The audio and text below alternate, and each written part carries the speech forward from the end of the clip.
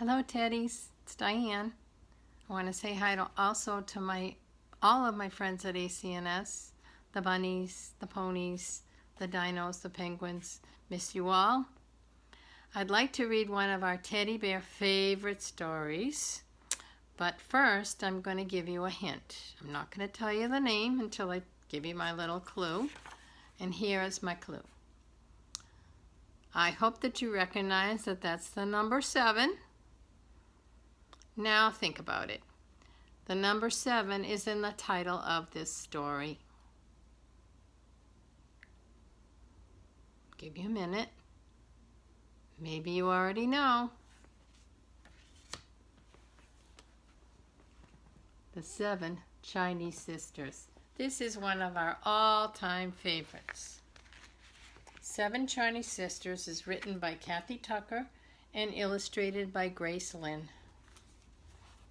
And on the cover page it shows 7 bowls of soup and 7 pairs of shoes. 1, 2, 3, 4, 5, 6, 7. Here we go. Once upon a time, there were 7 Chinese sisters. They lived together and took care of each other. Each sister had shining black hair and sparkling eyes. Each stood straight and tall, except for 7th sister, who was just a baby.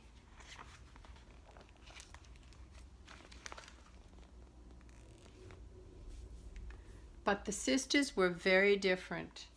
First sister could ride a scooter fast as the wind. Second sister knew karate, kick, chop, hi-ya! Third sister could count to 500 and beyond. Fourth sister could talk to dogs. Fifth sister could catch any ball, no matter how fast and how high it was thrown. Sixth sister could cook the most delicious noodle soup in the world. And 7th sister, well, no one was really sure yet what she could do, as she was so little. She had never spoken even one word. Far across the bridge, through a forest and up a mountain, lived a terrible dragon. One day he woke up very hungry. He took a big sniff, sniff, sniff, and he smelled something wonderful.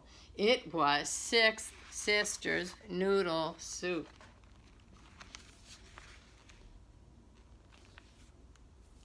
Down the mountain, over the forest, and across the bridge flew the dragon straight to the 7th sister's house. The sisters were so busy they didn't even see him coming. First sister was polishing her scooter. Second sister was practicing for her black belt. Third sister was counting grains of rice. Fourth sister was talking to a stray beagle. Fifth sister was throwing a ball up a mile or so and catching it.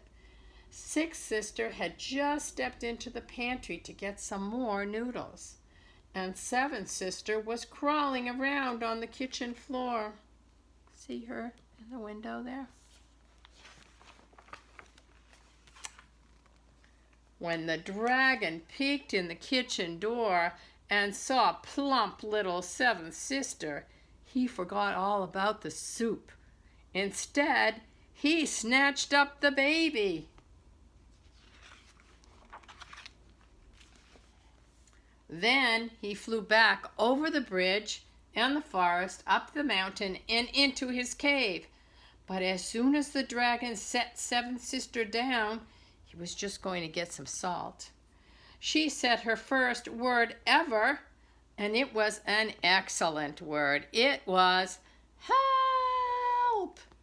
The 6 sisters had just started to look for 7th sister when they heard her call.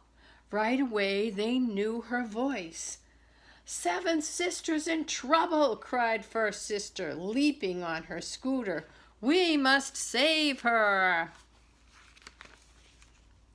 And so the sisters hung on behind, pulled by first sister, who was strong as well as fast.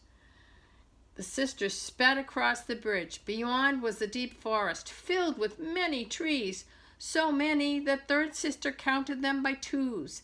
Now seventh sister's cries were louder.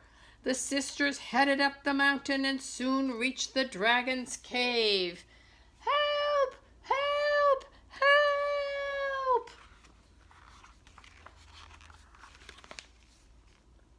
They could smell smoke and hear the most awful roars. Fourth sister listened carefully.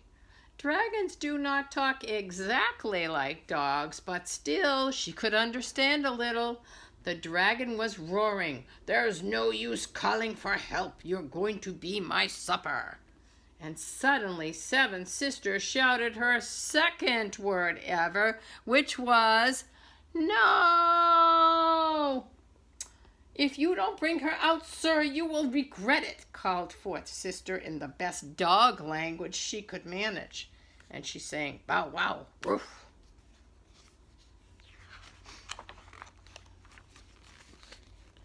The dragon stopped roaring. What was that girl yelling? All he could understand was, "Bring her out, sir." But no one had ever tried to talk to him before, and he was so curious, he picked up seventh sister and he rushed outside.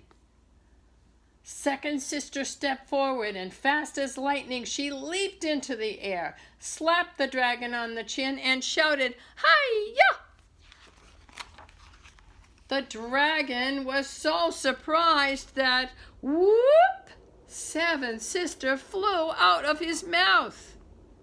Back, back, back ran fifth sister, back, back, back, and reaching up, she caught seventh sister neatly like a fly ball. Look. When the dragon saw that his dinner was gone, he fell to the ground sobbing, "Hungry, hungry," he whimpered, and fourth sister understood him perfectly, because the word hungry is exactly the same for dragons as it is for dogs. "He's starving," she explained, and now all the sisters could see he was quite skinny and sort of sad. "Tomorrow sixth sister can bring him some soup," first sister said. "But we've got to get seventh sister home. She's all worn out and she needs her diaper changed." "Sisters, go home," cried baby seventh sister, who was learning to talk very quickly now. First sister put seventh sister on her back and hopped on her scooter. The other sisters hung on behind and they whizzed fast as the wind down the mountain. But when they reached the forest, first sister stopped. Now that they didn't have seven sisters' cries to guide them, how could they find their way through all these trees? "Don't worry," said third sister. "I counted the trees when we came. We must go past 500. And so when third sister had counted 500 trees by twos, the seven sisters came to the bridge.